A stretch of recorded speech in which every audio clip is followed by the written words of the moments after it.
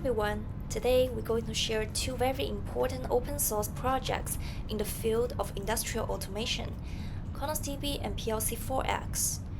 Using PLC4X, we will write simulated IoT device data into CnosDB to store. So first, what is CnosDB? CnosDB is an open source database specifically designed for storing and processing time series data. It's mainly used in fields such as industrial IoT and energy management. CnosDB has several key features. First, it has powerful performance that can easily handle massive amounts of time series data.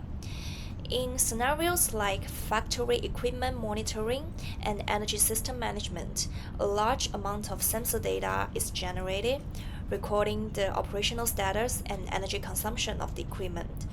Traditional database will encounter performance issue when storing and querying this type of data.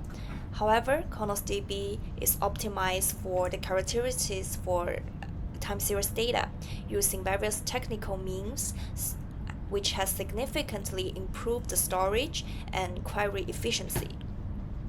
Second, CnosDB is highly scalable.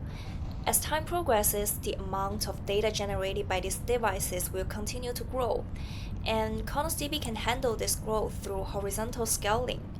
Third, CnosDB supports data interaction and integration with various industrial control devices such as PLCs and SCADA systems. User can directly import device data into CnosDB for analysis and management, which is very helpful for the industrial field.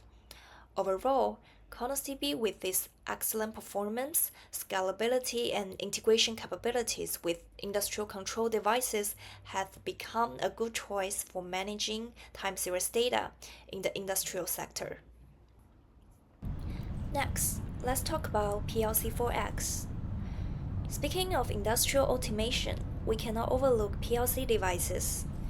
PLCs from different manufacturers often have their own communication protocols and programming methods, which bring many difficulties to the development. Every time a new PLC application is to be developed, a lot of time is spent researching the underlying details of the PLC. PLC4X here aims to solve this issue.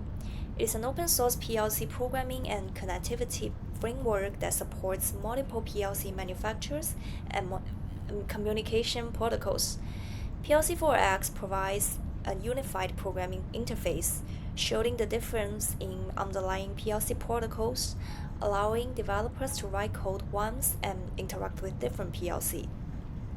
Additionally, PLC4X supports various database storage, including the CnosDB we just mentioned, which makes it very easy to transform PLC data to the database, greatly reducing the workload for developers.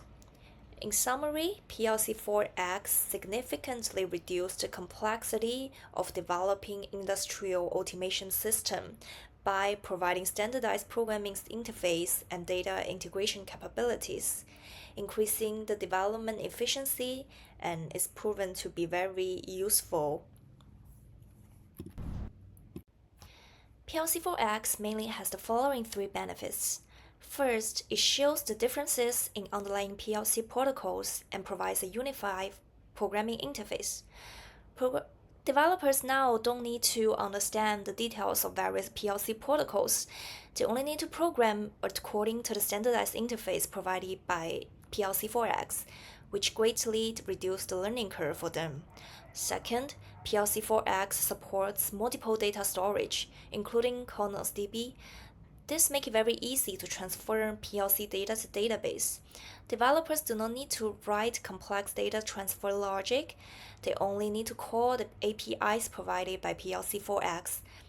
This not only improves development efficiency, but also enhances the readability of data integration. Third, PLC4X provides rich examples and documentation, making it easy for developers to get started quickly. Whether a beginner or someone with experiences, they can quickly master how to use PLC4X by learning from its documentation and example code.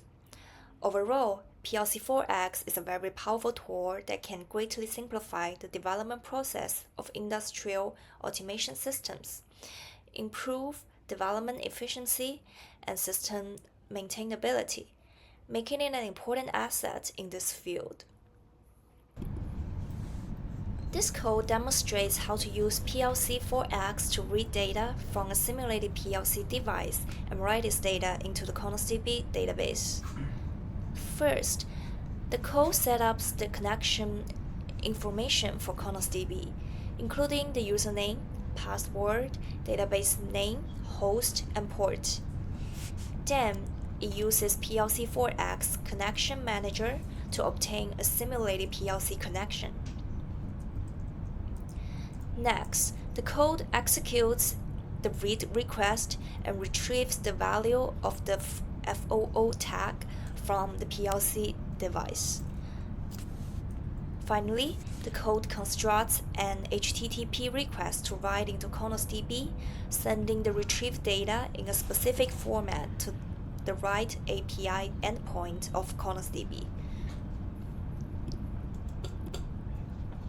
The entire process can be summarized as: first, configure the CnosDB connection information. Second, obtain a simulated PLC connection using PLC4X. Third, create and execute a PLC data read request. Last, format the retrieved data and write it to CnosDB via an HTTP request. Now, let's run the program. We see that the program has run successfully, generated a value, and wrote it into CnosDB. Now, let's take a look at the data stored in CnosDB.